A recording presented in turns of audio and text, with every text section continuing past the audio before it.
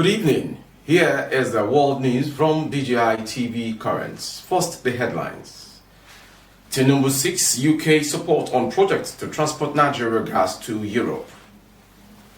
Labour returns to dialogue with FG on strength of President's commitments. FG files contempt proceeding against NLC, TUC over protests. On foreign, Niger coup. U.S. government commences evacuation of citizens. And sport, Super Falcons prize money will be paid by NFF. The news shortly. President Bola Ahmed Tinubu has called on the government of the United Kingdom to deepen its partnership with Nigeria and Africa by investing more across sectors. In a statement on Wednesday, Ajuri Ngelale, media aide to the president, said Tinubu spoke when he received James Cleverly, UK Foreign Secretary, in his office, while addressing the pressing issue of energy transition and opportunity for economic growth in Africa and Nigeria. Tinubu charged Cleverly on the imperative of the West, especially the UK, in mobilizing investments to pipe gas from Nigeria to Europe. The Western Economic Program should be able to help Nigeria pipe our gas to Europe, since gas is acceptable as alternative clean energy. You must help us with the finance and facilities to facilitate the investment we require, Ngelale quoted Tinubu as saying. The president said the UK government must work with Nigeria and rest of Africa to create a competitive, technologically advanced economy that will cater for the needs of all citizens. On democracy, peace and stability in West Africa, Tinubu said that security would remain a challenge as long as there are unstable governments in the sub-region. He used the opportunity of the visit to decry the situation in Niger, the Sahel region, and Horn of Africa, where terrorists are finding comfort. He asked the government of UK to support Nigeria to secure West Africa. On his path, Cleverly saluted Tinubu for taking bold and decisive actions on fuel subsidy removal and on multiple foreign exchange markets, which he said will bring development to the country despite the current pains. He told Tinubu about his meeting in Lagos with entrepreneurs, technologists, and young people in the creative sector, saying that his home government remains a strategic long-term partner of Nigeria and Africa. Cleverly said he was in Nigeria to promote bilateral and economic partnership. The Nigeria Labour Congress NLC and Trade Union Congress of Nigeria TUC are resolved to return to the negotiating table with the federal government to tackle what they termed as anti-poor people policies. The announcement was contained in a statement on Wednesday by NLC President Joe Ajaero and TUC President Festus Osifo, coming amid nationwide protests after conservative fuel price hike, stemming from President Bola Tinubu's insistence on ending subsidies on petrol spanning decades. Moments after Ajaero and Osifo met with Tinubu at the presidential villa, the unions revealed that the president had made commitment. On the strength of the president's pledge and commitment, we have decided for a return to a new and reinvigorated dialogue process to allow the full implementation, the statement said. Once again, we thank Nigerians while we wait for the government to fulfill its own path of the understanding as agreed with His Excellency, the President. The Labour leaders argued that the extent of the success of the protest was underlined by the request of the President to meet with the leadership of the NLC and TUC in a closed-door session. Describing the engagement as fruitful, they noted that Tinubu committed to an immediate restructuring of the framework for engagement in line with the input of the Labour leaders. He let out a certainty that the Port Harcourt refinery will commence production by December this year, the union stated. He pledged to ensure that agreement is reached on the wage award for Nigerian workers immediately. He promised to unveil a workable roadmap to the CNG alternative next week.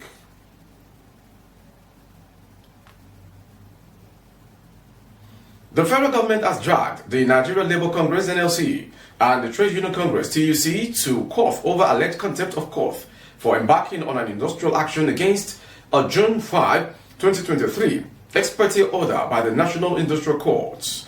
Information reported that notice of consequence of disobedience to order of court filed by before NIC in Abuja was addressed to NLC President Joe Ajaero, Deputy President Audu Aruba, Prince Adeyanju Adewale and Kabiru Sani, General Secretary Emmanuel Ugbaja, TUC President Engineer Festus Osifo, Scribe and Chief Executive Nobu Toro.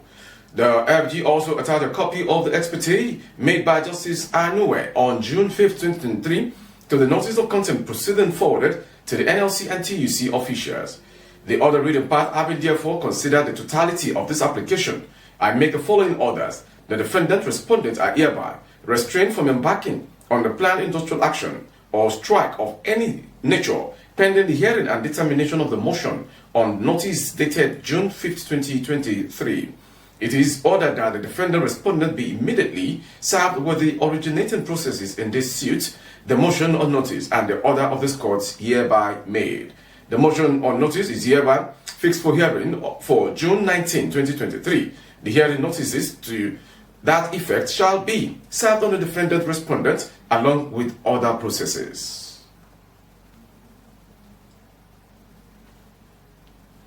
The Defense Headquarters says the Armed Forces of Nigeria has not received an order for any military intervention in the Republic of Niger following the coup that led to the ouster of President Mohamedou Bazoum. Army spokesperson to Kurgusau in a statement on Thursday said it is no longer news that some members of the Republic of Niger armed forces seized power from a democratically elected president through unconstitutional means. The DHQ added in reaction to this illegal takeover of government, the ECOWAS heads of government met and a series of options were reached on how to intervene in this crisis. The statement explained that the military option was the last option to be taken in case every other option fails, to reverse the situation and return the Niger Republic to a constitutional order.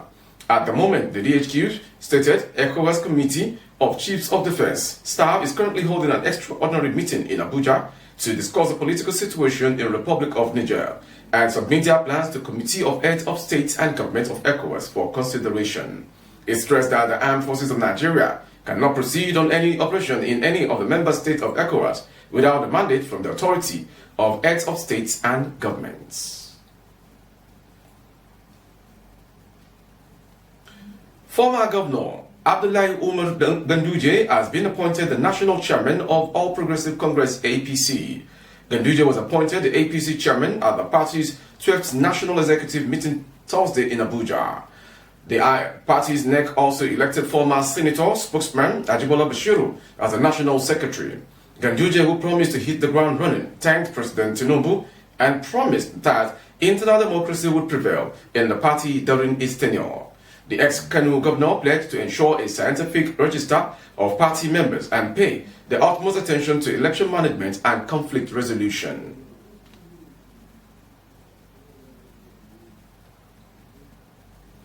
Total pension assets in Nigeria are rising by 1.77 trillion naira in the first half of 2023 from 14.99 trillion naira in December 2022 to 16.76 trillion naira at the end of June 2023.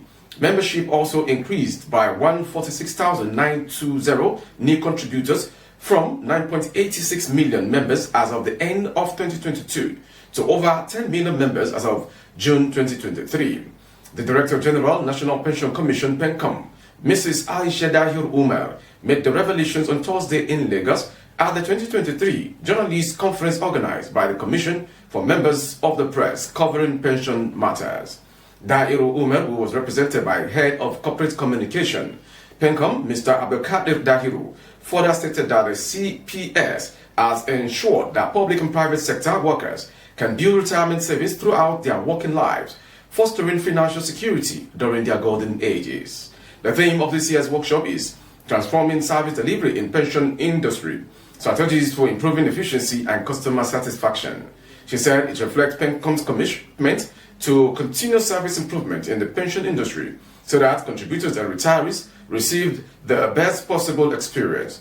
She said the Journalists Conference is a testament of PENCOM's commitment to enhancing the knowledge and understanding of the contributory pension scheme and its impact in the lives of contributors and retirees.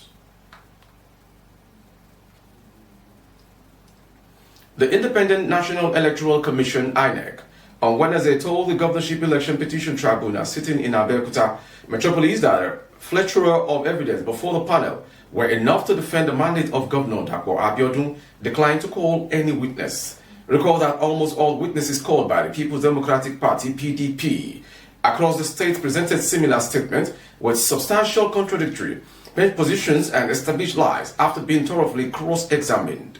Also, its star witness and expert invited by the party came up with huge discrepancies and inconcilable data in their separate presentations, thereby making counsel to the fourth respondent, INEC Olumide Ogidon San, to submit that substantial grounds needed to be argued through witnesses' statements had been explicitly established before tribunal during cross-examination.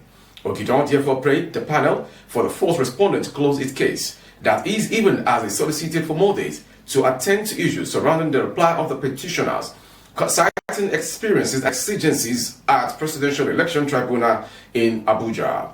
In the same vein, counsel to second respondent, Governor Dapo Abiodun, Professor Taiwo Oshipiton San, aligned with the prayer of the counsel to the fourth respondent, saying all the counsels to respondent were on the same page on prayer for more days to move to Abuja and for the new subpoena to get prepared.